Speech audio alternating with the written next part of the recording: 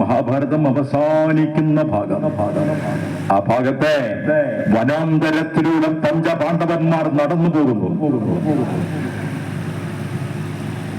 ആ യാത്രയിൽ ഒരുപാട് യാത്ര ചെയ്ത് കഴിയുമ്പോ അവർ വിശന്നും ദാഹിച്ചും തളർന്നു. കൊടും കാടിന്റെ ഉള്ളിൽ ഒന്നും കിട്ടാനില്ല, വെള്ളം കിട്ടാനില്ല. അങ്ങനെ ഒരു ഭാഗത്ത് വിശ്രമിക്കുമ്പോൾ മൂത്തയാള് ഏറ്റവും ഇളയ സഹോദരനെ വിളിച്ചു. സഹദേവ, അദ്ദേഹമാണ് ഇളയത്, നീ ആ മരത്തിന്റെ മുകളിൽ കയറി ഇവിടെങ്കിലും വെള്ളം കിട്ടുമോ നോക്കാൻ പറഞ്ഞു.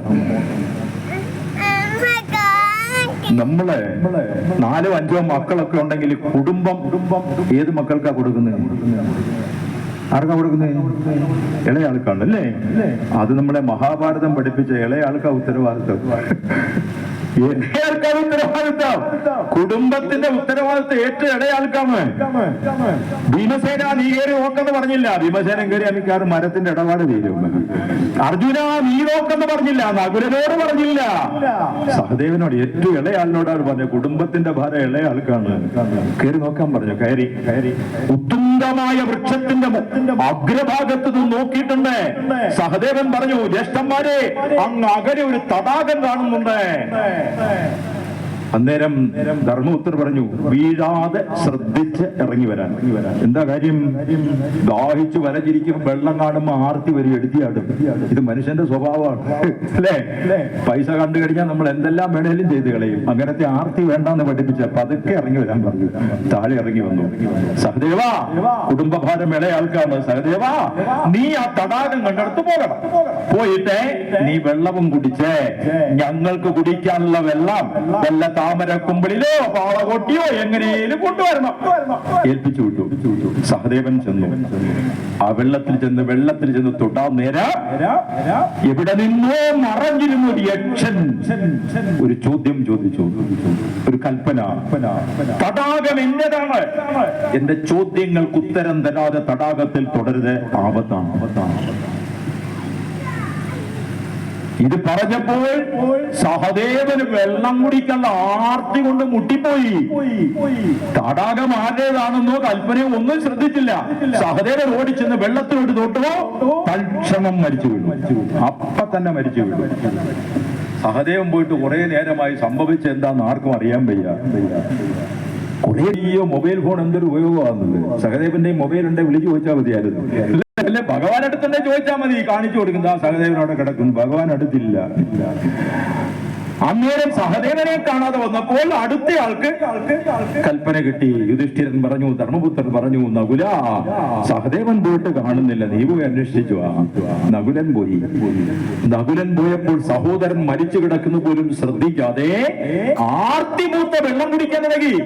അപ്പോഴും വരുന്നു യക്ഷന്റെ കൽപ്പന, തടാകം എന്റേതാണ്, ചോദ്യങ്ങൾക്ക് ഉത്തരം പറയാതെ വെള്ളത്തിൽ തുടരുത്. നകുലനും ആർത്തി മൂത്തു, പെട്ടെന്ന് വെള്ളത്തിൽ തൊട്ടു, അപ്പൊ തന്നെ മരിച്ചു വീണു. രണ്ടുപേര് പോയി കാണുന്നില്ല. അടുത്ത ജ്യേഷ്ഠൻ, അടുത്തയാൾ അർജുനനാണ്. അർജുന നീ പോയി നോക്കാൻ പറഞ്ഞു. വില്ലാളി വീരനായ അർജുനൻ ഭയങ്കര പ്രൗഢിയോടുകൂടി ഇന്ത്യൻ യുവത്വത്തിന്റെ പ്രതീകമാണ്. ആ കരുത്തെല്ലാം കാട്ടിക്കൊണ്ട് എന്ന് നോക്കുമ്പോൾ 2 സഹോദരങ്ങൾ മരിച്ചു കിടക്കുന്നത് ശ്രദ്ധിക്കുന്നില്ല. വെള്ളത്തിന്റെ ആർത്തിയാണ്. കുടിക്കാൻ ഇറങ്ങിയപ്പോൾ യക്ഷൻ പറഞ്ഞു, തുടരുത്, തടാകം എന്റേതാണ്, ആപത്ത് വരും. അർജുനൻ പറഞ്ഞു, മറഞ്ഞിന്ന് സംസാരിക്കാതെ ആണത്തോണ്ട് ഇങ്ങോട്ട് ഇറങ്ങി വേണം കാണിച്ചു തരാം. അതാണ് ചിലര് വെല്ലുവിളിക്കത്തില്ലേ, അർജുനൻ വെല്ലുവിളിച്ചു. നേരം പറഞ്ഞു, ഞാൻ പ്രത്യക്ഷപ്പെടാനായിട്ടില്ല, സമയത്ത് ഞാൻ പ്രത്യക്ഷപ്പെട്ടോളാം, പക്ഷെ വെള്ളം കുടിക്കരുത്, തുടരുന്നതിൽ കേട്ടില്ല. ധിക്കാരത്തോട് അർജുനൻ തൊട്ടു, തൽക്ഷണം മരിച്ചു വീണു. ഇനി ഭീമസേനനും യുധിഷ്ഠിരനും മാത്രമേ ഉള്ളൂ. ഭീമസേനന്റെ ഊഴമായി ഭീമസേനൻ ചെന്നു. അന്നേരവും ഈ ചോദ്യം വന്നു. അർജുനൻ പറഞ്ഞതുപോലെ ഭീമസേനൻ പറഞ്ഞു, നിനക്ക് ധൈര്യമുണ്ടെങ്കിൽ നേരെ എന്റെ നേരെ വാ, നിന്നെ ഞാൻ പിച്ചി കീറിക്കളയും എന്നെല്ലാം വെല്ലുവിളിയെല്ലാം നടത്തിയിരുന്ന് വെള്ളത്തെ തൊട്ട് ഭീമസേനനും വീണ് മരിച്ചു. 4 പേരെയും കാണാതെ വന്നപ്പോൾ യുധിഷ്ഠിരൻ തേടിയിറങ്ങി. അവിടെ ചെന്നപ്പോ കാഴ്ച കണ്ടു. അതാണ് പരമസാത്വികനാണ് ധർമ്മപുത്രൻ. പരമസാത്വികനായ ധർമ്മപുത്രൻ ചെന്നു യക്ഷൻ ചോദിച്ചു. യക്ഷൻ പറഞ്ഞു, എന്റെ ചോദ്യങ്ങൾക്ക് ഉത്തരം തരാതെ തുടരുത്, സഹോദരങ്ങൾക്ക് പറ്റിയ ആപത്ത് പറ്റും. ധർമ്മപുത്രർക്ക് ആർത്തിയില്ല. മരിച്ചു കിടക്കുന്ന സങ്കടം, സഹോദരങ്ങളെ കണ്ടപ്പോൾ സങ്കടം വല്ലാതെ വന്നു. മറ്റ് 4 പേർക്കും വന്നില്ല. യുധിഷ്ഠിരൻ അതുകൊണ്ടാണ് ഏറ്റവും ജാജ്വല്യമായ കഥാപാത്രം ധർമ്മപുത്രന് പേര് വന്ന കാര്യം ഇതാണ്. വല്ലാതെ സങ്കടം കൂടി ചോദിച്ചു, എന്താണ് ചോദിക്കാനുള്ളത്, ചോദിച്ചോളൂ. പെട്ടെന്ന് യക്ഷൻ ചോദ്യം ആരംഭിച്ചു. ഭൂമിയിലെ ഈ പ്രപഞ്ചത്തിലെ ഏറ്റവും വലിയ സത്യം എന്താണ്? യുധിഷ്ഠിരൻ പറഞ്ഞു, സൂര്യനാണ്. അതാണ് പൊങ്കാല ഇടുന്നതിന്റെ രഹസ്യം. ആദിത്യൻ, പാസ്വാൻ, എന്റെ ഒന്നും വിശദീകരണത്തിന് പോകുന്നില്ല. എന്നിട്ട് ചോദിച്ചു, ഭൂമിയേക്കാൾ ക്ഷമയുള്ളത് ആർക്കാണ്? ഭൂമിയേക്കാൾ ക്ഷമാമൂർത്തി ആരാണ്? യുധിഷ്ഠിരൻ പറഞ്ഞു, അമ്മയാണ്. പിന്നെ കുറെ ചോദ്യോത്തരം. ഭൂമിയിൽ ആദ്യത്തെ സംവാദം നടന്നത്, ക്വിസ് നടന്നത് അവിടെയാണ്. ക്ലൂ ഇല്ലാത്ത ക്വിസാണെന്ന് മാത്രം. യക്ഷൻ ക്വിസ് നടത്തുന്നു, ധർമ്മപുത്രൻ മറുപടി. നല്ല രസകരമായ ചോദ്യോത്തരം ഉണ്ട്. നിങ്ങൾ ഒരിക്കലും മറക്കത്തില്ല. സപ്താഹം കഴിഞ്ഞാലും പിന്നെയും നിങ്ങൾ ഓർത്തിരിക്കുന്ന നല്ല രസകരമായ 2 ചോദ്യോത്തരം പഠിപ്പിക്കാം. യക്ഷൻ ഒരു ചോദ്യം ചോദിച്ചു. ഉറങ്ങുമ്പോൾ എല്ലാ ജീവികളും കണ്ണടയ്ക്കാതെ ഒരു ജീവിയും ഉറങ്ങില്ല. ഉറങ്ങുമ്പോൾ കണ്ണടയ്ക്കാത്ത ജീവി ഏത്? യക്ഷൻ ചോദിച്ചു. ഒരു ജീവി ഉറങ്ങുമ്പോൾ കണ്ണടയ്ക്കുന്നില്ല. ഏത്? നമ്മളിരുന്ന് ആലോചിച്ചുകൊണ്ടിരിക്കും. ധർമ്മപുത്രൻ ഉടൻ മറുപടി പറഞ്ഞു, മത്സ്യം ഉറങ്ങുമ്പോൾ കണ്ണടയ്ക്കുന്നു. ഒന്നുകൂടി യക്ഷൻ ചോദിച്ച രസകരമായ മറ്റൊരു ചോദ്യമാണ്. ഒരു സംഗതി ജനിക്കുന്നു, അതിന് ജീവനുണ്ട്, പക്ഷെ വളരുന്നില്ല. ജീവനുള്ളതെല്ലാം വളരണ്ടേ? ഉറുമ്പ് മുതൽ ആന വരെ ജനിച്ചാൽ വളർന്നുകൊണ്ടേയിരിക്കും. ജനിക്കുന്നു, ജീവനുണ്ട്, വളരുന്നില്ല. അതെന്താണ്? ധർമ്മപുത്രൻ പറഞ്ഞു, മുട്ടയാണ്. മുട്ട ജനിക്കുന്നു, മുട്ടയ്ക്ക് ജീവനുണ്ട്, പക്ഷെ മുട്ട വളരുന്നില്ല. ഇങ്ങനെ കുറെ ഉണ്ട് ചോദ്യോത്തരങ്ങൾ, കുറെ ഉണ്ട്. എല്ലാം കൂടെ അവതരിപ്പിക്കാൻ പറ്റുന്നില്ല. എന്റെ അവസാനത്തേക്കോ, അതാണ് നമ്മുടെ പോയിന്റ്. അവിടെയാണ് ക്ലൈമാക്സ്, അവിടെയാണ്. യക്ഷൻ ഏറ്റവും അവസാനത്തിന് തൊട്ടുകൊണ്ട് ചോദിച്ച ചോദ്യം ഇതാണ്. അവസാനം പറഞ്ഞൊരു സംഭവം അതാണ്. ലോകത്തിലെ ഏറ്റവും ലാഭകരമായ സംഗതിയാണ്. ധർമ്മപുത്രൻ പറഞ്ഞു, ലാഭാനാമുത്തമം ആരോഗ്യം. അതാണ് യജ്ഞാചാര്യം പറഞ്ഞത്. എല്ലാം ഉണ്ട്, സമ്പത്തും ഉണ്ട്, എല്ലാം ഉണ്ട്. പക്ഷേ ക്യാൻസർ വന്നാൽ എന്ത് ചെയ്യും, രോഗം വന്നാൽ ചോദിച്ചില്ലേ? അതാണ് ലാഭാനാമുത്തമം ആരോഗ്യം. ആരോഗ്യമാണ് ഏറ്റവും വലിയ ലാഭം. മുത്തൂറ്റ് ലാഭച്ചൻ അവർ അവസാന ഘട്ടത്തിൽ കോഴഞ്ചേരി ആശുപത്രി കിടക്കുമ്പോൾ ഞാൻ കണ്ടിരുന്നു. അദ്ദേഹം പറഞ്ഞ വിലാപത്തോടെ പറഞ്ഞൊരു സംഭവം ഉണ്ട്. ഒരുപാട് അദ്ദേഹത്തിന്റെ ഒരു മകനുമായിട്ട് എനിക്ക് കൂട്ടുണ്ട്. അങ്ങനെ കാണാൻ പോയത് യാദൃശ്ചികമായി പോയതാ. അദ്ദേഹം പറഞ്ഞു, ഞാൻ കോഴഞ്ചേരി ടൗണിൽ ചാക്കും പാട്ടയും കച്ചവടം നടത്തിയിട്ടുണ്ട്, ചുമടെടുത്ത് നടന്നിട്ടുണ്ട്. അങ്ങനെ എല്ലാം നടന്നു. ദൈവം തമ്പുരാനിക്ക് എല്ലാ അനുഗ്രഹവും തന്നു കുഞ്ഞേ. പക്ഷെ ഇപ്പോൾ എനിക്ക് ഗോതമ്പ് കഞ്ഞി മാത്രമേ കുടിക്കാൻ പറ്റൂ. എന്ത് ലാഭം ഉണ്ടാക്കിയാലും ആരോഗ്യം ഇല്ലെങ്കിൽ പോയില്ലേ? ലാഭാനാമുത്തമം ആരോഗ്യം. യക്ഷന്റെ അവസാനത്തെ ചോദ്യം ഇതായിരുന്നു. ലോകാത് ആശ്ചര്യം കിം. ഇന്ന് ഏറ്റവും ചിന്തിക്കേണ്ട കാര്യം, ലോകത്തിലെ ഏറ്റവും ആശ്ചര്യകരമായ സംഭവം എന്താണ്? യുധിഷ്ഠിരന്റെ മറുപടി, അഹർ അഹാനി ഭൂതാനി ഗച്ഛന്തി യമാലേ ശേഷ സ്ഥാവരമിച്ഛന്തി കിമാശ്ചര്യം ഇതപരം. ധർമ്മപുത്രൻ പറയുക, ദിവസവും ആയിരക്കണക്കിന് മനുഷ്യ ലോകത്ത് മരിക്കുന്നു. എന്നാൽ ജീവിച്ചിരിക്കുന്നവർ വിചാരിക്കുന്നത് എനിക്കൊരിക്കലും മരണമില്ല എന്നാണ്. ഇതിനേക്കാൾ ആശ്ചര്യമായി എന്താണുള്ളത് ചോദിച്ചു. ഒരു മനുഷ്യൻ മരിക്കുന്നു, സ്ത്രീയോ പുരുഷനോ, അവരെ സംസ്കാര കർമ്മങ്ങൾ നടത്തുന്നു. ഒന്നുകിൽ കുഴിയിൽ അടക്കം ചെയ്യുന്നല്ലേ ദഹിപ്പിക്കുന്നു.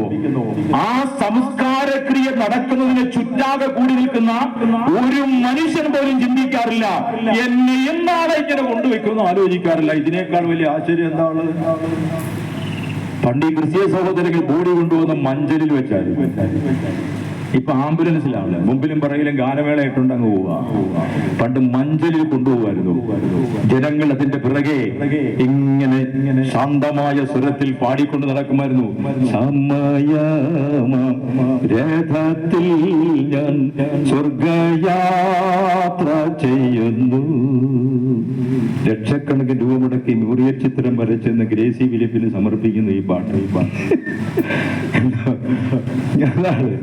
സമയമാം രഥ, അത് അന്നാ മഞ്ചലിന്റെ സൈഡിൽ കൊണ്ടുപോകുന്ന മഞ്ചലിന്റെ സൈഡിൽ എഴുതി വെക്കുമായിരുന്നു, ഇന്നു ഞാൻ, നാളെ നീ. കാണുന്ന മനുഷ്യ, നാളെ നീയാണ് ഇങ്ങനെ കിടക്കുന്നത്. ആ ചിന്തയില്ലാതെ പോയി. ഈ ഉത്തരം യുധിഷ്ഠിരൻ അങ്ങോട്ട് കൊടുത്തു കഴിഞ്ഞപ്പോൾ ധർമ്മപുത്രർ പറഞ്ഞപ്പോൾ അഹർഹാനി ഭൂതാനി, ഓരോ ദിവസവും ഗച്ഛന്തി യമാലയെ, യമാലയത്തിൽ ജീവജാലങ്ങൾ ദിവസവും പോയിക്കൊണ്ടിരിക്കുന്ന ശേഷ ബാക്കിയുള്ളവർ സ്ഥാവരമിച്ഛന്തി, എന്നും ഇവിടെ ജീവിക്കുമെന്ന് ആഗ്രഹിക്കുന്നു. ആശ്ചര്യം ഇതപ്പരം. ഈ മറുപടി കൂടെ കേട്ടപ്പോൾ യക്ഷനിഞ്ഞു വന്ന് പ്രത്യക്ഷപ്പെട്ടു. പറഞ്ഞു, എന്റെ ചോദ്യങ്ങൾക്ക് ഉത്തരം തന്ന അവധാനതയുള്ള, മര്യാദയുള്ള, ആർത്തിയില്ലാത്ത നിങ്ങൾക്ക് വെള്ളം കുടിക്കാം. അപ്പോഴാണ് 4 സഹോദരങ്ങളും മറ്റ് സഹോദരങ്ങൾ മരിച്ചു കിടക്കുന്ന പോലും ചിന്തിക്കാതെ വെള്ളത്തിന് വേണ്ടി ആർത്തി വേണം. ധർമ്മപുത്ര പറഞ്ഞു, എന്റെ 4 സഹോദരങ്ങൾ മരിച്ചു കിടക്കുമ്പോൾ എനിക്ക് വെള്ളം കുടിക്കാൻ പറ്റത്തില്ല. അവര് മരിച്ചു കിടക്കുന്നുണ്ട്, എനിക്ക് വെള്ളം, എത്ര വെള്ളം കുടിക്കാൻ എത്ര ദിവസമായിട്ട് ആർത്തിയാ. എന്റെ സഹോദരങ്ങൾ മരിച്ചു കിടക്കുമ്പോ എനിക്ക് വെള്ളം വേണ്ട. അപ്പൊ യക്ഷൻ പറഞ്ഞു, അങ്ങനെയെങ്കിൽ നിങ്ങളുടെ മരിച്ച 4 സഹോദരങ്ങളിൽ ഒരാൾക്ക് ജീവൻ തരാം. അതാര് വേണം? ആര് വേണം? വില്ലാളികനായ അർജുനൻ വേണോ? അല്ല ഭീമസേനൻ വേണോ? ആര് വേണം? സഹദേവൻ വേണോ? സഹദേവനല്ലേ ആദ്യം പറഞ്ഞു വെച്ചത്. അദ്ദേഹം പറഞ്ഞു, ധർമ്മപുത്രർ പറഞ്ഞു, ഞാനും ഭീമസേനനും അർജുനനും സഹദേവനും എന്റെ അമ്മയുടെ മക്കളാ, കുന്തിയുടെ മക്കളാ. എന്നാൽ നകുലൻ മാദ്രിയുടെ മകനാണ്. പാണ്ഡുവിന് 2 ഭാര്യമാരാണ്. മാദ്രിയുടെ മകനാണ്. ഞങ്ങളിൽ ഒരാൾ ജീവിച്ചാൽ എന്റെ അമ്മയ്ക്ക് 2 മക്കളെ കിട്ടും. പക്ഷെ നകുലൻ ജീവിച്ചില്ലെങ്കിൽ എന്റെ കുഞ്ഞമ്മയ്ക്ക് മക്കളില്ലാതെ വരും. അതുകൊണ്ട് നകുലന് ജീവൻ കൊടുക്കാൻ പറ്റും. അപ്പോൾ യക്ഷൻ പറഞ്ഞു, 4 സഹോദരങ്ങൾക്കും ഞാൻ ജീവൻ കൊടുക്കുക. ഞാൻ യക്ഷനല്ല, യമധർമ്മനാണ്. പരീക്ഷിക്കാൻ വേണ്ടി ചെയ്ത യമധർമ്മൻ. കണ്ടോ, മനുഷ്യൻ ചിന്തിക്കുന്നില്ല. ആ ഒരൊറ്റ ചിന്ത മതി. ഞാൻ കൺക്ലൂഡ് ചെയ്യാം. ഇവിടെ നമ്മൾ എത്ര പ്രാവശ്യം അമ്മേ അമ്മേ അമ്മേ എന്ന് വിളിച്ചു. യജ്ഞാചാര്യൻ ചൊല്ലിത്തന്ന മന്ത്രത്തിനിടയ്ക്ക് എത്ര പ്രാവശ്യം നമ്മൾ അമ്മേ അമ്മേ അമ്മേ. ആചാര്യൻ പറഞ്ഞു, അമ്മയുടെ പാദത്തിൽ സമർപ്പിക്കുക, അമ്മയെ ചിന്തിക്കുക, അമ്മയുടെ സഹായം അഭ്യർത്ഥിക്കുക. അവസാനം സിനിമാ പാട്ടും പാടി, ജയചന്ദ്രൻ പാടിയ പാട്ട്, അവിടുത്തെ മുമ്പിൽ ഞാനാര് ദൈവമാരെന്നുള്ളൂ. അമ്മേ അല്ലേ? അല്ല, അതല്ലല്ലോ പാടിയത്. ആകാശരൂപിണി, അത് ജയചന്ദ്രൻ പാടി. അമ്മേ അമ്മേ എന്ന് പാടിയത് അയിരൂർ സദാശിവനാണ്. ആരാണ് അമ്മ? ക്ഷേത്രത്തിൽ വന്ന് ഇവിടുത്തെ ദേവതയെ അമ്മയെന്ന് വിളിച്ചിട്ട് കഷ്ടപ്പെട്ട് നട്ടം തിരിഞ്ഞ് ത്യാഗങ്ങൾ അനുഭവിച്ച് നമ്മളെ വളർത്തിയെടുത്ത അമ്മേനെടുത്ത് മര്യാദയ്ക്ക് പെരുമാറിയില്ലെങ്കിൽ ഇവിടെ വിളിച്ച അമ്മയ്ക്ക് എന്താർത്ഥമാണ്? ആ ചോദ്യത്തോടുകൂടി ഞാൻ അവസാനിപ്പിക്കും. ആൺമക്കളെ ആയാലും പെൺമക്കളെ ആയാലും ഒരു അമ്മ ഗർഭിണിയാകുന്നത് മുതൽ എന്ത് ത്യാഗമാണ് വളർത്തിക്കൊണ്ടുവരാൻ. കൊറോണ കഴിഞ്ഞ് 2023 ശ്രീശങ്കര സംസ്കൃത സർവകലാശാലയിൽ മാർച്ച് മാസത്തിൽ ആദിശങ്കരന് ശങ്കരാചാര്യർ അനുസ്മരണ പ്രഭാഷണത്തിന് പോയി. യൂണിവേഴ്സിറ്റിയിലെ വിദ്യാർത്ഥികളും അധ്യാപകരും വൈസ് ചാൻസലർ ഉൾപ്പെടെ, മുൻ വൈസ് ചാൻസലർ ഡോക്ടർ പ്രദീപ് ഉൾപ്പെടെ, അടിയനാണ് പ്രസംഗിക്കാൻ ചെല്ലുന്നതുകൊണ്ട് പ്രദീപും വന്നിട്ടുണ്ട്. വമ്പൻ ജനക്കൂട്ടം. കൂടാതെ കാലടിയും പെരുമ്പാവൂരും പരിസരങ്ങളിലുള്ള എന്റെ കുറെ ആസ്വാദകരുണ്ട്. അവരെല്ലാം കൂടെ വന്ന് ജനനിബിഡം. അവിടെ ഞാൻ അവതരിപ്പിച്ചത്, ആദിശങ്കരന്റെ അനുസ്മരണത്തിന് അവതരിപ്പിച്ചത് മാതൃപഞ്ചകമാണ്. അമ്മയെ കുറിച്ച് ശങ്കരാചാര്യ എഴുതിയ 5 കവിതകൾ, 5 ശ്ലോകങ്ങൾ അത് അവതരിപ്പിച്ച് അവസാനിക്കുമ്പോൾ ഓഡിറ്റോറിയം തിങ്ങി നിറഞ്ഞിരുന്ന പുരുഷന്മാരും സ്ത്രീകളും വൈസ് ചാൻസലറും ഉൾപ്പെടെ കണ്ണുനീർ തുടയ്ക്കാതെ ആരും എഴുന്നേറ്റിട്ടില്ല, പ്രസംഗിച്ച ഞാൻ ഉൾപ്പെടെ. മാതൃപഞ്ചകം ആരാ എഴുതിയത്? ആദിശങ്കരൻ. ആദിശങ്കരൻ ആരാ? അയ്യോ, സർവജ്ഞ പീഠം കയറിയാണ്. ജ്ഞാനപീഠമല്ല, സർവജ്ഞ പീഠം. ജ്ഞാനപീഠത്തിന്റെ അവസ്ഥയെ പറ്റി കുഞ്ഞുണ്ണി മാഷ്, എന്റെ പ്രിയപ്പെട്ട കുഞ്ഞമ്മാവൻ, ഞാൻ അങ്ങനെ വിളിച്ചിരുന്നത്, കുഞ്ഞമ്മാവാന്ന് വിളിക്കുന്ന സ്വാതന്ത്ര്യം എനിക്ക് തന്നിട്ടുണ്ടായിരുന്നു. മാഷ് എന്നെ തിരികെ വിളിച്ചോണ്ടിരുന്ന പൈതലേന്ന്. എന്റെ കുഞ്ഞമ്മാവൻ, മലയാളത്തിലെ കുഞ്ഞുണ്ണി മാഷെ പറഞ്ഞു, ജ്ഞാനമുള്ളവന് പീഠമില്ല, പീഠമുള്ളവന് ജ്ഞാനവും ഇല്ല. അതല്ല ശങ്കരാചാര്യർ. സർവജ്ഞ പീഠം കയറിയ തുരീയ ഭാവത്തിലെത്തിയ അങ്കുലീമാലൻ തലയെടുക്കാൻ ചെന്നപ്പോൾ ശിഷ്യരിൽ ആരും ചാരത്തില്ലാത്ത തക്കം നോക്കി ശിക്ഷിതാത്മാവെ കൊണ്ടുപോയിക്കൾക്ക് ഇഷ്ടം പോലെ എന്റെ തല വെട്ടിയെടുത്തോ എന്ന് പറഞ്ഞ ശങ്കരാചാര്യർ 33-ാമത്തെ വയസ്സിൽ. അത്ര തുരീയ ഭാവത്തിലെത്തിയ വിരക്തിയുടെ പരമകാഷ്ഠിലെത്തിയ ശങ്കരാചാര്യരാണ് അമ്മ മരിച്ചപ്പോൾ പൊട്ടിക്കരഞ്ഞുകൊണ്ട് 5 ശ്ലോകങ്ങൾ എഴുതുന്ന കൊടുത്താണ്. അമ്മ ആരാന്ന് മനസ്സിലാക്കാൻ അത് മതി. ഇവിടെ ഭഗവാന്റെ കഥകൾ നമ്മൾ കേൾക്കുന്നു, എത്രയോ കേൾക്കുന്നു. സർവസംഹാരിയായ എത്ര ആസുരന്മാരെ നിഗ്രഹിച്ച മോക്ഷം കൊടുത്ത ഭഗവാന്റെ കഥ നമ്മൾ ഇവിടെ കേൾക്കുക. അത്ര ഉഗ്ര പ്രതാപിയാണ്. നരസിംഹാവതാരം ഉൾപ്പെടെ എടുത്ത ഉഗ്രരൂപിയാണ് മഹാവിഷ്ണു. ആ മഹാവിഷ്ണു ഭഗവാൻ ശ്രീകൃഷ്ണനായി. ആ ശ്രീകൃഷ്ണൻ ഇതാ ഒരു പുൽക്കുടിലിന്റെ മുമ്പിൽ, ഒരു കുടിലിന്റെ മുമ്പിൽ ഒരു നാടൻ പെണ്ണ് വടിയും കൊണ്ട് ഓടിച്ചപ്പോ ഭഗവാൻ കിടന്ന് ഓടുക. ദേവതകൾ മുഴുവൻ അത്ഭുതപ്പെട്ട് നോക്കി, ഇത് എന്തും അറിയുമായവാണ്. ഒരു നാടൻ പെണ്ണ് വടിയും കൊണ്ട് ഓടിച്ചപ്പോൾ ഭഗവാൻ കിടന്ന് വട്ടം ഓടുന്നു. എന്തിനാ കാര്യം? ആ വടി പിടിച്ചിരിക്കുന്ന ആരാ? യശോദയാണ്, അമ്മയാണ്.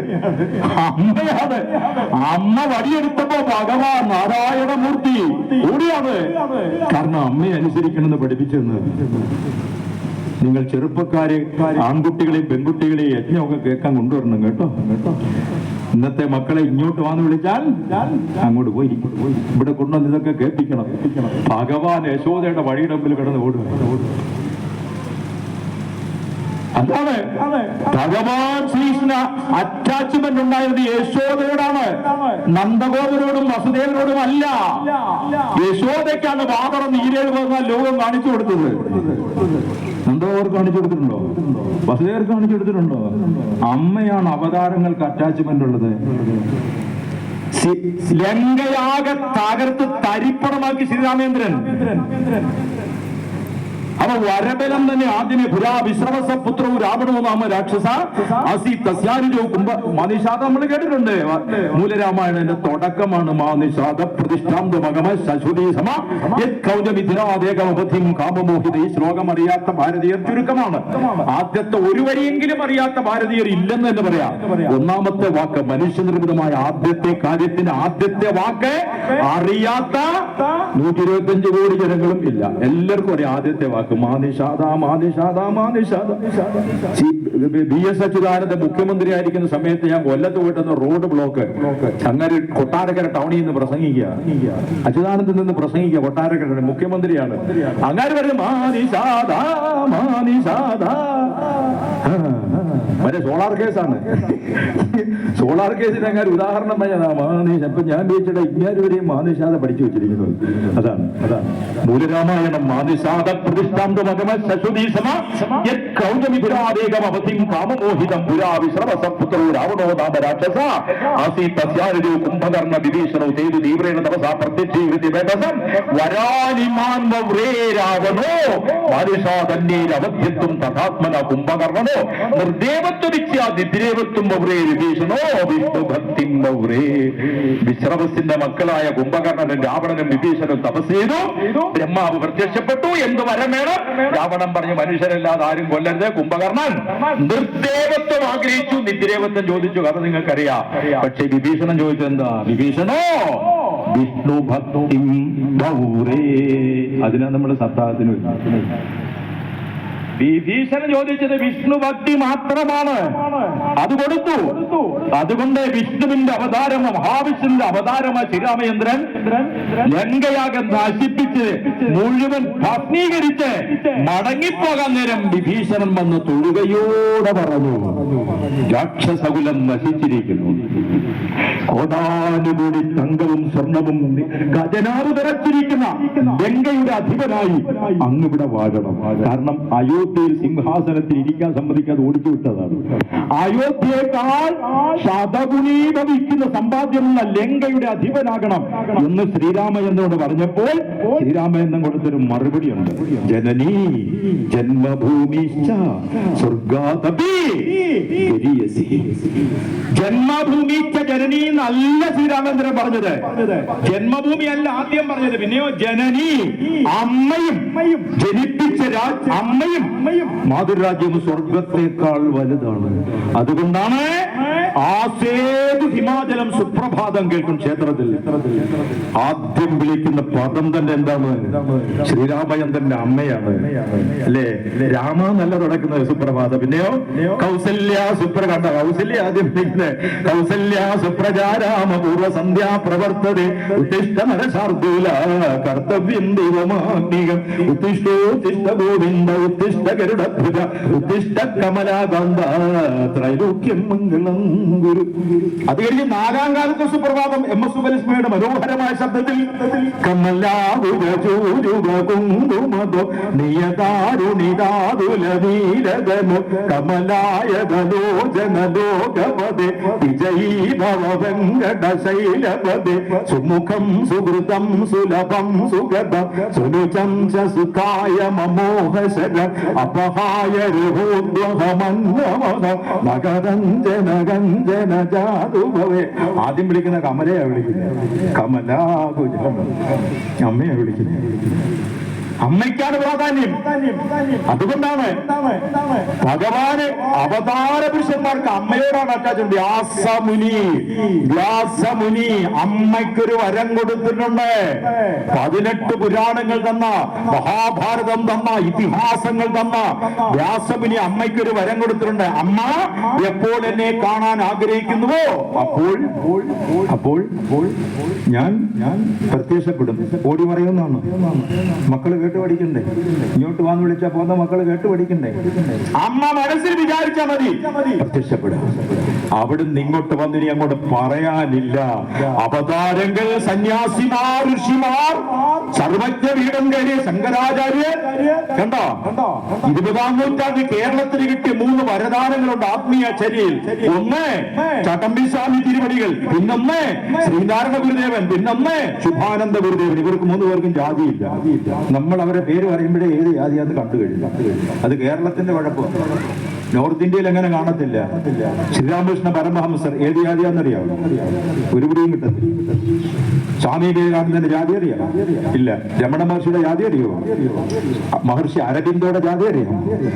ആര്യ സമാജം സ്ഥാപിച്ച സത്യാനന്ദ സരസ്വതി ഏത് ജാതിപ്പെട്ടതാ? പക്ഷെ കേരളത്തിൽ ചട്ടമ്പി സ്വാമി ഏത് ജാതിയാന്ന് കിട്ടി. ശ്രീനാരായണ ഗുരു അപ്പോഴേ കിട്ടി. ശുഭാനന്ദ അവർക്കും ഒന്നും ജാതിയില്ല. നമ്മുടെ ചൊറി പിടിച്ച മനസ്സിനകത്താണ് ഇപ്പോഴും ജാതിയില്ല. അവർക്ക് ജാതിയില്ല. വിശദീകരണങ്ങൾ പറയുന്നില്ല. അതുകൊണ്ട് ചട്ടമ്പി സ്വാമി തിരുവടികൾ പറഞ്ഞു, കർമ്മത്തിൽ നിന്നൊഴിഞ്ഞു മാറി മോക്ഷം നേടി അലയാതെ അമ്മയെ ശുശ്രൂഷിക്കുക, മോക്ഷം കിട്ടും. ചട്ടമ്പി സ്വാമി തിരുവടികളുടെ വരികളാണ്. കർമ്മത്തിൽ നിന്ന് ഒളിച്ചു ചാടി മോക്ഷം കിട്ടാൻ വേണ്ടി അലയാതെ അമ്മയെ ശുശ്രൂഷിക്കുക. ജനനി നവരത്ന മഞ്ജരി എഴുതി തന്നു ശ്രീനാരായണ ഗുരു. അതെല്ലാം സമർപ്പിച്ചത് അമ്മയാണ്. ഇപ്പൊ പാട്ട് ചലച്ചിത്രഗാനം കേട്ടപ്പോഴും ഞാൻ ഓർക്കുന്നത് ഗാനഗന്ധർവൻ ഡോക്ടർ KJ യേശുദാസ് ദാസേട്ടനുമായി 10 പതിറ്റാണ്ടുകളായി സഹോദര ബന്ധമാണ്. അഞ്ചലൂർ ശ്രീമാറിനൊക്കെ അറിയാം. ദാസേട്ടനുമായിട്ട് എന്റെ ബന്ധം സഹോദര ബന്ധമല്ല, അതിനപ്പുറത്തെ ബന്ധമാണ്. പ്രപഞ്ചേച്ചിയോട് പറയാത്ത പല രഹസ്യങ്ങളും എന്നോട് പറയും. കേരളത്തിൽ എവിടെ വന്ന് കച്ചേരി പാടിയാലും ഞാൻ കൂടെ പോകണം നിർബന്ധം. കലഞ്ഞൂർ വന്ന് പാടിയപ്പോഴും ഞാനുണ്ട്. ഞാൻ പറയുന്നത് ദാസേട്ടാ ഞാൻ താഴെ നിൽക്കാം, കലഞ്ഞൂരുകാരെല്ലാം എന്നെ അറിയും, ഞാൻ സ്റ്റേജിൽ കയറത്തില്ല, നാണക്കേടാ, ഞാൻ പാടണം. ഞാൻ പറയും പാടണം, എന്നാ നീ കൂടെ വേണം. ദാസേട്ടന്റെ പുറകെ ഇരിപ്പുണ്ട്.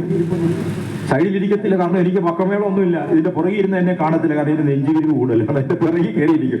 ഇടയ്ക്കിടയ്ക്ക് വെള്ളം ഇങ്ങനെ ഒഴിച്ചു കൊടുക്കും പുറകേക്ക്. അതാ എന്റെ പണി. കേരളത്തിൽ വന്ന തമ്മി കാണാത്ത പോകത്തിൽ അടിക്കടി വീട്ടിൽ വരും, മുന്നിക്കൂടി വരും, താമസിക്കും. എന്റെ കല്യാണത്തിന് ദാസേട്ടൻ ഉണ്ടായിരുന്നു, എന്റെ മകന്റെ കല്യാണത്തിനും മകളുടെ കല്യാണത്തിനും ദാസേട്ടൻ ഉണ്ടായിരുന്നു. പിന്നെ പറയണ്ടല്ലോ, ദാസേട്ടന് 3 ആൺമക്കളാണ്. 2 പേര് കല്യാണം കഴിച്ചു, ഒരുത്തൻ കല്യാണം കഴിക്കാതെ. മൂത്തൊരുത്തനുണ്ട് ബിനു, അവൻ കല്യാണം കഴിച്ചിട്ടില്ല. അവനെ കണ്ടാൽ ദാസേട്ടനെ പറിച്ചു വെച്ചുകൊണ്ടിരിക്കുക. അവൻ കെട്ടിയിട്ടില്ല, അവൻ കല്യാണം വേണ്ടാന്ന് പറയണ്ട, അമേരിക്കൻ സ്റ്റൈലിൽ നടക്കുക. വിജയാണ് 2ാമത്തെ അവനായി പാടുന്നത്. അവന്റെ കല്യാണത്തിന് പെണ്ണ് കാണാൻ പോയത് ദാസേട്ടൻ ഞാൻ കൂടെ ഒന്നിച്ച. അതിന്റെ വിശാൽ, ഏറ്റവും ഇളയ വിശാൽ, അവൻ ഷൊർണൂർ. ഇതിനെല്ലാം എന്തിനാ ഇത് പറയുന്നത്? ദാസേട്ടനുമായുള്ള റിലേഷൻ പറഞ്ഞ എന്തിനാണെന്നറിയാമോ? കുഞ്ഞിക്കുഞ്ഞിൽ ദിലീപ് പറയുന്നതിന് എന്നെ സമ്മതിക്കണം എന്ന് പറയാൻ വേണ്ടിയല്ല. ദാസേട്ടൻ ഒരുപാട് പാട്ടുകൾ റെക്കോർഡ് ചെയ്യുന്ന ലൈവായിട്ട് കണ്ടിട്ടുണ്ട് ഞാൻ. ഒരുപാട് പാട്ട്. ഗംഗ എന്ന പാട്ട് അമേരിക്കന്ന് മിക്സ് ചെയ്ത് അയച്ചതാണ്. ഹരിമുരളീപം റെക്കോർഡ് ചെയ്യുമ്പോൾ ഞാനുണ്ട് കൂടെ മദ്രാസിൽ. അതിനകത്ത് മതിമൊഴി നിന്നെ തേടി എന്നുള്ളത് നീട്ടാൻ ഇത്ര സെക്കൻഡ് നീട്ടമെന്ന് രവീന്ദ്രൻ പറഞ്ഞത്, രവീന്ദ്രനും ദാസേട്ടനുമായിട്ട് ഉടക്കിയതും ഒക്കെ സംഭവം പാടാതെ ഇറങ്ങി കളഞ്ഞു. പിന്നെ പുറകെ പോയി പിടിച്ചോണ്ട് വരുവായിരുന്നു. ഒത്തിരി സംഭവങ്ങളുണ്ട്. ഒരുപാട് പാട്ടുകൾ റെക്കോർഡ് ചെയ്യുന്ന ലൈവായി ഞാൻ കണ്ടു. പക്ഷേ ദാസേട്ടൻ രാവിലെ റെക്കോർഡ് ചെയ്യുന്ന പാട്ട് എപ്പോഴും രാവിലെ റെക്കോർഡ് ചെയ്യത്തുള്ളൂ. 1/2 വയർ ആഹാരം കഴിച്ചിട്ട് റെക്കോർഡ് ചെയ്യുന്നു. ദാസേട്ടൻ നിന്നുകൊണ്ടാ പാടുന്നത്, റെക്കോർഡ് ചെയ്യാൻ. അതെല്ലാം രസമാണ്. ഗൂഗിളിനകത്തൊരു സ്റ്റൂളൊക്കെ കാലൊക്കെ ചവിട്ടി വെച്ച് പാടുന്നതാണ് നല്ലത്. നമുക്ക് പുറത്തൂടെ കാണാൻ, കണ്ണാടി കൂടെ അകത്ത് കയറാൻ പറ്റത്തില്ല, പുറത്തൂടെ കാണാം. അങ്ങനെ പാട്ട് പാടും. 1/2 വയർ നിറച്ചിട്ട് പാടും. റെക്കോർഡിങ് കഴിഞ്ഞ് വന്ന് വയറ് നിറയെ കഴിക്കും. അപ്പൊ ഞാൻ ദാസേട്ടനോട് പറയും, ദാസേട്ടന് എനിക്ക് ഏറ്റവും ഇഷ്ടം പാടി ചിറങ്ങി വരുമ്പോഴാണ്. എന്താ കാര്യം? വയറ് നിറയെ വല്ലതും കിട്ടും, തമാശയ്ക്ക്. അപ്പോ അങ്ങനെ ചില പാട്ടുകൾ പാടിക്കഴിഞ്ഞാൽ അതിന്റെ എല്ലാ പാട്ടും ആത്മാർത്ഥമായി പാടുന്ന എല്ലാത്തിന്റെ ഭാവം ഉൾക്കൊണ്ടാണ് ദാസേട്ടൻ പാടുന്നത്. അതാണ് ഡിബറ്റ് പാടിക്കഴിഞ്ഞാൽ അറിയാതെ തുള്ളിപ്പോവും, പ്രണയം കൊണ്ട് തുള്ളിപ്പോവും. ശോകഗാനം പാടിയാൽ അറിയാതെ കരഞ്ഞു പോകും. ഒരു വിക്കന്റെ സ്വരത്തിൽ പാടുന്ന ഒരു പാട്ടുണ്ട്, കുട്ടിത്താറാവ് എന്ന് ദാസേട്ടൻ തന്നെ സംവിധാനം ചെയ്ത പാട്ടാണത്. കുണുങ്ങി അങ്ങനെ കൂടെ നടക്കും വിക്കന്മാര് പാടുന്ന പോലെ പാടിയിട്ടുണ്ട്. കുതിരോട്ടം പപ്പന് വേണ്ടി പിന്നെ പാവാട വേണം പാടിയിട്ടുണ്ട്. അപ്പൊ ദാസേട്ടൻ ഭാവം ഉൾക്കൊണ്ടാണ് പാടുന്നത്. അതിനകത്ത് തന്നെ ഈ പാവാട വേണം പാടുന്ന സമയത്ത് മ്യൂസിക് ഡയറക്ടർ ശ്യാമാണ്. ശ്യാമ് ചെയ്യാത്തൊരു പണി അതിനകത്ത് അറിയിട്ടുണ്ട്. പാടാൻ നേരം ചോദിക്കുക ഏതാണ് സീൻ, സീക്വൻസ് ഏതാണ്, എല്ലാം ചോദിച്ചിട്ട് കുതിരട്ടം പപ്പാണ് അഭിനയിക്കേണ്ടത്, അങ്ങനെ കാട് കച്ചവടമാണ് ജോലി എന്ന് പറഞ്ഞപ്പോൾ ശ്യാമ് സംവിധാനം ചെയ്യാത്തൊരു ഭാഗം ഈ പാവാട വേണം അതിനകത്ത് വെച്ചിട്ടുണ്ട്. ആടിനെ വിളിക്കാൻ അത് വിളിക്കുന്നത് ദാസേട്ടന്റെ കയ്യിൽ നിട്ടതാണ് കേട്ടോ. ആട് അങ്ങനെയുള്ള. ഞാൻ എന്തിനാ ഇത്രയും പറഞ്ഞെന്നറിയാവോ? ദാസേട്ടന് ചില പാട്ടുകൾ റെക്കോർഡ് ചെയ്യുമ്പോൾ അത് ഹോണ്ടി റെക്കോർഡിങ് കഴിഞ്ഞ് ഇറങ്ങി വന്ന കുറെ നേരം ആഹാരമൊന്നും കഴിക്കാതെ ഇങ്ങനെ കുത്തിയിരിക്കും, ആലോചിച്ചുകൊണ്ടിരിക്കും. അതിന് ബാധിക്കുന്ന ചില പാട്ടുകൾ അങ്ങനെയാണ്. അങ്ങനെ ദാസനെ ബാധിച്ച് ഹോണ്ട് ചെയ്തൊരു പാട്ടാണ് വേഷങ്ങൾ ജന്മങ്ങൾ വേഷം മാറാൻ നിമിഷങ്ങൾ നാമറിയാതാടുകയാണ് ജീവിത വേഷം. തരംഗിലാണ് റെക്കോർഡ് ചെയ്യുന്നത്. ജീവിത വേഷം എന്ന് പറയുമ്പോൾ ദാസന്റെ കണ്ണിൽ കൂടി ഇങ്ങനെ കണ്ണുനീർ ഒഴുകുന്നുണ്ടായിരുന്നു. പാട്ട് നിങ്ങൾ ശ്രദ്ധിച്ചാൽ ജീവിത വേഷം എന്ന് പറയുന്നത് ദാസേട്ടൻ ഏങ്ങുന്നത് കേൾക്കാം നമുക്ക്. അത് പാടി ഇറങ്ങിക്കഴിഞ്ഞ് ഏതാണ്ട് 1.5 മണിക്കൂർ അനങ്ങാതെ കുത്തിയത്. അപ്പൊ ആരും അടുത്ത് പോകത്തില്ല, നോർമൽ ആവുന്നവർ ആരും അടുത്ത്. അതുപോലെ ദാസേട്ടനെ കൊണ്ടുചെയ്ത മറ്റൊരു പാട്ടാണ് ഇന്നലെ എന്റെ നെഞ്ചിലെ കുഞ്ഞും മൺവിളക്കൂതിയല്ലേ. 2 മണിക്കൂറോളം സങ്കടപ്പെട്ടിരുന്നു. നോർമൽ ആയപ്പോ ഞാൻ ചോദിച്ചു, ദാസേട്ടൻ ആ പാട്ടിൽ എന്ത് എത്ര സങ്കടപ്പെടാൻ? മരിച്ചുപോയ അച്ഛനെ ഓർത്തു പോയത്. അഗസ്റ്റിൻ ജോസഫ് മരിച്ചപ്പോ ബോഡി വിട്ടു കൊടുക്കാൻ 500 രൂപ കെട്ടാനില്ലായിരുന്നു. ഒരുപാട് പേരോട് യാചിച്ചു. അവസാനം ബി ഭാസ്കരൻ സാറാണ് പൈസ കഥയൊക്കെ പറ, അത് ഓർത്തു പോയിരുന്നു. ഞാൻ ചില പാട്ടുകൾ ദാസേട്ടനെ വല്ലാതെ ഹോണ്ട് ചെയ്ത് കണ്ടിട്ടുണ്ട്. എന്നാൽ ഞാൻ എല്ലാ പാട്ടും റെക്കോർഡ് ചെയ്ത് ഞാൻ കണ്ടിട്ടില്ല. ദാസേട്ടനെ മണിക്കൂറുകളോളം ബാധിച്ച, രാവിലെ പാടി ഇറങ്ങിയിട്ട് 3 മണി വരെ ആഹാരം കഴിക്കാതെ ഒരേ ഇരിപ്പിൽ നിന്ന് വെള്ളം കർച്ചിപ്പെടുത്ത് കണ്ണുനീർ ഒഴിച്ചെടുത്തൊരു പാട്ടുണ്ട്. ഇത്രത്തോളം ദാസേട്ടനെ ബാധിച്ചു ഒരു പാട്ടും ഞാൻ കണ്ടിട്ടില്ല. അത് ഇതാണ്, അമ്മ മഴക്കാറിനു കണ്ണീറഞ്ഞു ആ കണ്ണീരിൽ ഞാൻ അലിഞ്ഞു. പിന്നെ ചോദിച്ചപ്പോ ദാസേട്ടൻ പറഞ്ഞത്, ആ പാട്ട് പാടുമ്പോ എന്റെ നെഞ്ചകം നിറയെ എന്റെ അമ്മയായിരുന്നു. പട്ടിണി കിടന്ന് 2 ദിവസം പട്ടിണി കിടന്ന് എനിക്ക് ഒന്നും കഴിക്കാനില്ലാതെ വന്നപ്പോ ഒരു മാങ്ങ കൊണ്ടുവന്ന പൂളി, ആ മാങ്ങാണ്ട് എന്റെ അമ്മ തിന്നിട്ട് മാങ്ങ എനിക്ക് തന്നെ എന്റെ മുടിയിഴകളിൽ കൈകളോടിച്ച് സമാധാനപ്പെടുത്തി അമ്മയെ ഓർത്തപ്പോ എനിക്ക് സഹിക്കാൻ വരുന്നത്. ദാസേട്ടന്റെ ഏറ്റവും വലിയ വികാരം അമ്മയാണ്. ഇങ്ങനെ ലോകം കണ്ട കലാകാരന്മാർ, അവതാര പുരുഷന്മാർ, സന്യാസിമാർ, എല്ലാവർക്കും അമ്മയാണ് മുഖ്യധാരയെങ്കിൽ അമ്മ എന്നത് സാന്ദ്ര സത്യമാണ്, അമ്മ എന്നത് ദേവതയാണ്, അമ്മ എന്നത് പകരം വയ്ക്കാനില്ലാത്ത സ്നേഹമാണ്. അതുകൊണ്ട് ഇവിടെ വന്ന് അമ്മയെന്ന് വിളിച്ചിട്ട് വീട്ടിലെ അമ്മയ്ക്ക് കണ്ണുനീര് കൊടുക്കുന്നെങ്കിൽ ഈ വിളിച്ചത് ഒരു അർത്ഥവുമില്ല. കഷ്ടപ്പെട്ട് ആമക്കളെ വളർത്തും, പട്ടിണി കിടന്നും വെള്ളം കോരിയും അരകല്ല് പിടിച്ചരച്ച് മാട്ടുകല്ല് തിരിച്ചും കന്നാലി വളർത്തിയും ആമക്കളൊക്കെ വളർത്തും. ആമക്കൾ പോയി കല്യാണം കഴിച്ചുകൊണ്ട് ഒരു പെണ്ണിനെ വീട്ടിൽ കൊണ്ടുവരും. അവര് ഭർത്താവിനോട് കൊടുക്കുന്ന ദുരുപദേശം കേട്ടിട്ട് അമ്മയെ ഉപദ്രവിക്കുന്നെങ്കിൽ നീ മനുഷ്യനല്ല. എന്റെ അമ്മ മരിച്ച 96 വയസ്സിലാ, 2 കൊല്ലമായുള്ളൂ. ഇപ്പോഴും എന്റെ വേദന മാറിയിട്ടില്ല. അമ്മ അധ്യാപികയായിരുന്നു, അമ്മയാ പുരാണങ്ങൾ പഠിപ്പിച്ചത്, അമ്മയാണ് പാട്ട് പാടിത്തരുന്നത്, അമ്മ കവിത പഠിപ്പിക്കും. 99-ാമത്തെ വയസ്സിൽ അമ്മ ഇരുന്ന് ദിവശകതനായി പ്രസേന വീരൻ പാടിയത് ഞാൻ വീഡിയോ എടുത്തിട്ട് ഫേസ്ബുക്കിൽ ഇട്ടു. 1000കണക്കിന് ആളുകൾ കണ്ടു. നല്ല ഓർമ്മയായിരുന്നു. ദൂരെ എവിടെ പ്രസംഗത്തിന് പോയാലും അമ്മയോട് ഞാൻ പറയും, തിരിച്ചു വരുമ്പോ എനിക്ക് കാണണം, അമ്മയെ കാണാൻ ഉറങ്ങാൻ കഴിയില്ല. കഥ പടച്ചാലും ശരി, ജനലിന്റെ ഒരു ജനലിന്റെ പാളിക്ക് കൊളുത്തിടരുതെന്ന് അമ്മയോട് പറഞ്ഞിട്ടുണ്ട്. ചാരിയെ കാണാൻ കൊളുത്തിടരുത്, കാരണം അമ്മയെ കാണാതെ ഉറങ്ങാൻ പറ്റില്ല. പാലക്കാടും തൃശ്ശൂരും മലപ്പുറവും ഒക്കെ പോയിട്ട് വണ്ടി ഓടിഞ്ഞു വരുമ്പോ ചില വെളുപ്പിന് 3 മണി 4 മണിയൊക്കെ ആകും. ഒച്ചയുണ്ടാക്കാതെ അമ്മയെ ഉണർത്തരുതെന്ന് കരുതി മെല്ലെ ചെന്ന് ജനാല ശബ്ദമുണ്ടാക്കാതെ ഉറക്കുമ്പോ കാട്ടിലേക്ക് കിടന്നുകൊണ്ട് ചോദിക്കും, മക്കള് വന്നു? അവരുറങ്ങിയിട്ടില്ല. എന്റെ അമ്മയല്ല, എല്ലാ അമ്മയും അങ്ങനെ. മക്കള് പുറത്തു പോയാൽ പ്രാർത്ഥനയോടെ അമ്മ വീട്ടിലുണ്ടെങ്കിൽ അതിനേക്കാൾ വലിയ കരുത്ത് വേറെ ഇല്ല കേട്ടോ. ഒരമ്മയുടെ കണ്ണുനീര് ഭൂമിയിൽ വീഴരുത്. ഗാന്ധി ഭവൻ എത്ര അമ്മമാരാ അവിടെ കിടക്കുന്നത്. മികച്ച നടിയായ പാലാത്തങ്കം ആരൊക്കെ ഉണ്ടായിരുന്നവർക്ക് മക്കളില്ലേ? ഗാന്ധി ഭവനിൽ കിടന്ന് മരിച്ചപ്പോ ഗാന്ധി ഭവനിൽ വന്നവർക്ക് ഒരുപക്ഷെ സ്വർഗം കിട്ടിയിട്ടുണ്ടാവും. അത്ര നല്ല പരിലാളന ശുശ്രൂഷ അവിടെ കിട്ടും. ഇത് ഗാന്ധി ഭവനിലും സ്നേഹതീരത്തിലും കാണുന്നതല്ല. കാണാതെ എത്രയെത്ര അമ്മമാർ നരകയാതെ അനുഭവിക്കുന്ന വീടുകളിൽ കിടന്ന് ഇതിനെന്ത് മറുപടി പറയുന്നു? ഒരു അനുഭവം പറഞ്ഞാൽ നിങ്ങൾ കൺക്ലൂഡ്. ഒറ്റ സംഭവം അതുകൂടെ പറഞ്ഞ് അവസാനിപ്പിക്കാം. സൂര്യൻ അസ്തമിച്ചാൽ ഞാൻ ആഹാരം കഴിക്കത്തില്ല. വളരെ വർഷങ്ങളായി. തിരുവിതാംകൂർ കൊട്ടാരത്തിൽ നിന്നാണ് എനിക്കത് കിട്ടിയത്. ചിത്തിര തിരുനാൾ ജീവിച്ചിരിക്കുന്ന സമയത്ത് തിരുവിതാംകൂർ കൊട്ടാരത്തിൽ അശോക തിരുനാൾ തമ്പുരാട്ടി എഴുത്തുകാരിയാണ്. അവർ ഇംഗ്ലീഷ് പുസ്തകം എഴുതി. അതിന്റെ പ്രസാദനത്തിന് ഞാൻ കൊട്ടാരത്തിൽ ചെന്ന് കബഡിയാർ 3 മണിക്ക് ചെന്ന് കൊട്ടാരമൊക്കെ കാണണ്ടേ. 6 മണിയായപ്പോ അശോക തിരുനാൾ തമ്പുരാട്ടി വന്നിട്ട് പറഞ്ഞു, അത്താഴം വേണേ കഴിച്ചോടാം. 6:30 കഴിഞ്ഞ സൂര്യൻ അസ്തമിച്ചാൽ കബഡിയാർ കൊട്ടാരത്തിൽ അത്താഴമില്ല. ഞാൻ ചോദിച്ചു, അതെന്താ കാര്യം? അത് ചിത്തിര നടപ്പാക്കിയ ഒരു പരിപാടിയാണ്. അപ്പൊ ചിത്തിര ജീവിച്ചിരിക്കുന്നു. ചിത്തിര മഹാരാജാവ് എന്നുള്ള ഓരോ അഹങ്കാരവും ഇല്ല. Is A polite man, very simple. ആർക്കും ചെന്ന് വർത്താനം പറയാ. അയ്യോ, ഞാൻ ചെല്ലുമ്പോ അദ്ദേഹം കസേരയിൽ നിന്ന് എഴുന്നേറ്റു. ഞാൻ പറഞ്ഞു, അയ്യോ അങ്ങ് മഹാരാജാവാണ്, എഴുന്നേക്കണ്ട. അപ്പൊ പറഞ്ഞ മറുപടി എന്താ പറയാ? അതിഥി ദേവോ ഭവാന്ന്. എന്ത് പ്രായ വ്യത്യാസം ഉണ്ടാ മനുഷ്യൻ? ആരാണ് തിരുവിതാംകൂർ രാജാവ്? അതിഥിയെ ആദരിക്കണതുകൊണ്ട് എഴുന്നേറ്റ് നിന്നു രാജാവ്. കാര്യം ചോദിച്ചപ്പോ ഒരു ആചാര്യൻ പറഞ്ഞു കൊടുത്താൽ എന്റെ സാങ്കത്യം ഒന്നും ഞാൻ പറയുന്നില്ല. സൂര്യൻ അസ്തമിച്ചു കഴിഞ്ഞ് ഊർജം നഷ്ടപ്പെട്ടാൽ ഭക്ഷണം കഴിക്കുന്നുള്ള നിയമമാണ്. എനിക്കും തോന്നി അത് കൊള്ളാം, നല്ല പരിപാടിയാണ്. അന്ന് മുതൽ അസ്തമിക്കുന്നതിന് മുമ്പ് ഞാൻ ആഹാരം കഴിക്കും. ദൂരയാത്ര പോയാൽ ഒരു പൊതി കെട്ടി വണ്ടിക്കകത്തിട്ടേക്ക്. ചോറൊന്നുമല്ല, വേറെ ചില സാധനങ്ങളെല്ലാം കൂടെ പൊതിഞ്ഞ് ഇലക്കകത്ത് പൊതിഞ്ഞ് അവിടെ വയ്ക്കും. വണ്ടി സൈഡിലോട്ടാക്കും. 6-6:15 സൈഡിലോട്ടാക്കും. അവിലും മലരും കൽക്കണ്ടവും പഴവും എല്ലാം കൂടി ചേർന്ന് കുഴച്ചൊരു സാധനം. അതുരുട്ടിയൊക്കെ തിന്നും. പിന്നെ അത്താഴമില്ല. ഇപ്പൊ ഞാൻ കഴിച്ചു. കലഞ്ഞൂർ വന്നപ്പോഴാണ് കഴിച്ചത്. കലഞ്ഞൂർ വണ്ടി സൈഡിലാക്കിയിട്ട് കഴിച്ചിട്ടാണ്. ഇനി അത്താഴമില്ല. പക്ഷേ ഞാൻ സന്ധ്യ കഴിഞ്ഞാൽ അത്താഴം ചോദിച്ചു വാങ്ങിച്ചു കഴിക്കുന്ന ഒരു സ്ഥലമുണ്ട് കേരളത്തിൽ. ഒരു സ്ഥലം മാത്രം ചോദിച്ചു വാങ്ങിച്ച അത്താഴം കഴിക്കും. അതെ, വിദ്യാധരൻ മാഷ് മ്യൂസിക് ഡയറക്ട് ചെയ്ത 10,000-കണക്കിന് സിനിമാ പാട്ട് ഇറങ്ങുമ്പോൾ ഒരേ ഒരു ഭജനപ്പാട്ട് ഇറങ്ങിയിട്ടുള്ളൂ. വിദ്യാധരൻ മാഷ് വേദിയിൽ വെച്ചുകൊണ്ട് കൊടുങ്ങല്ലൂർ പ്രസംഗിച്ചപ്പോ ഞാൻ പറഞ്ഞു, നിങ്ങൾക്ക് അവാർഡ് കിട്ടിയത് നിങ്ങൾക്ക് ഇഷ്ടപ്പെട്ട പാട്ടൊക്കെ വേറെയുണ്ട്, പലതും ഉണ്ടാകാം.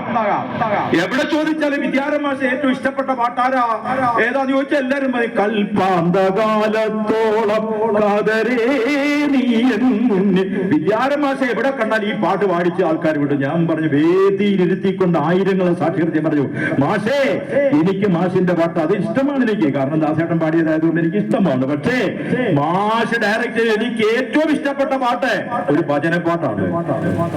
ആയിരക്കണക്കിന് സിനിമാ പാട്ട് മലയാളത്തിൽ ഒറ്റ ഭജനപ്പാട്ടേ ഉള്ളൂ, ഒറ്റ ഭജനപ്പാട്ട്. ആ പാട്ട് ഇതാണ്: അമ്പലമില്ലാതെ ആൽത്തറയിൽ വാഴും ഓങ്കാരമൂർത്തി ഓച്ചിറയിൽ. അതിനകത്ത് ഉപയോഗിക്കുന്ന സാധനങ്ങൾ എന്നൊക്കെ ഹാർമോണിയം, ഗഞ്ചറ, ഒരു മണി, വേറെ ഒന്നുമില്ല, ഭജനപ്പാട്ടാണ്.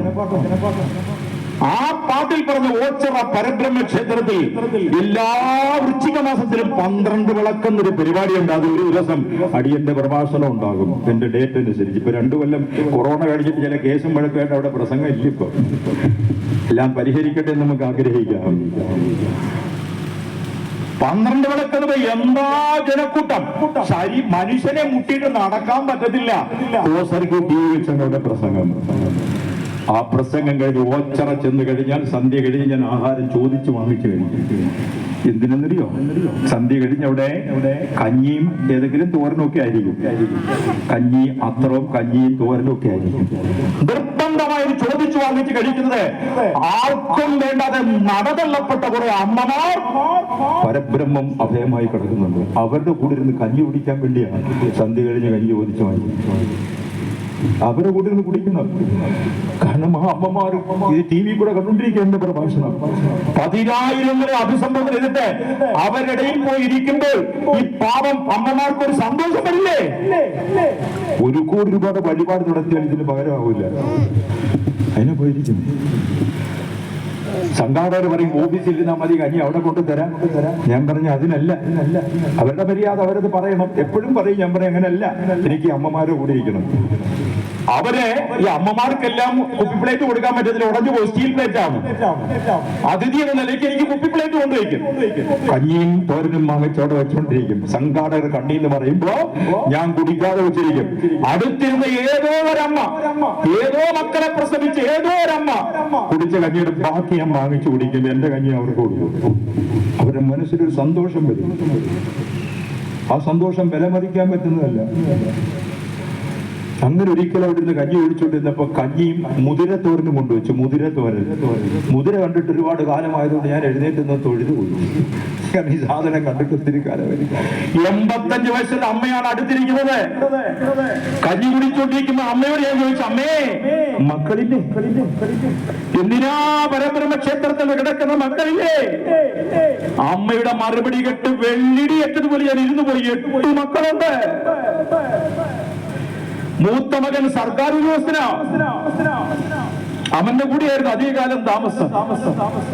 അമ്മയ്ക്ക് അൾസറിന്റെ ബുദ്ധിമുട്ടുണ്ട്, വയറുവേദന വരും, സന്ധിവാതമുണ്ട്, റുമാറ്റിക് ആർത്രൈറ്റിസ്, ജോയിന്റ് തോറും വേദന വരും, ശ്വാസോച്ഛ്വാസമുണ്ട്, ചുമയ്ക്കും. ഒരു ദിവസം മകൻ ഔദ്യോഗിക ടൂറിന് എവിടെയോ പോയപ്പോ ചരിപ്പിലാണ് അമ്മ കിടക്കുന്നത്. അവിടെ കിടന്ന് രാത്രി ഞരകുകയും മൂളുകയും വേദന എടുക്കുകയും ചെയ്തപ്പോ അകത്തിരുന്ന് മരുമകനും കൊച്ചുമകളും കൂടെ പറയുന്നു, ഈ കിളവിക്ക് എവിടെയെങ്കിലും പോയി ചത്തൂടെ? അമ്മയുടെ കണ്ണുനീരിങ്ങനെ കഞ്ഞിയിൽ വീഴുക. അടുത്ത കാലത്ത് അന്തരിച്ച മാർക്കേസ് എന്ന പ്രശസ്തനായ എഴുത്തുകാരൻ എഴുതി ഒരു നായികയുടെ കഥാനായികയുടെ ദുഃഖം അവതരിപ്പിക്കാൻ. മാർക്കേസ് എഴുതി, like summer tempest came her tears. ശരത്കാലത്തിന് കൊടുങ്കാറ്റ് പോലെ നായികയുടെ കണ്ണുനീർ പ്രവഹിച്ചത് മാർക്കേസ് എഴുതി. പക്ഷെ ഞാനത് കണ്ടു. ശരത്കാലത്തിന്റെ കൊടുങ്കാറ്റ് പോലെ കണ്ണുനീരടന്ന് കഞ്ഞി വീഴുക പറഞ്ഞു. എന്നിട്ട് അമ്മ, അതാണ് അമ്മ എന്ന ദേവത, അമ്മ എന്ന ത്യാഗമൂർത്തി. ഞാൻ അമ്മ പറയാ, കുഞ്ഞേ.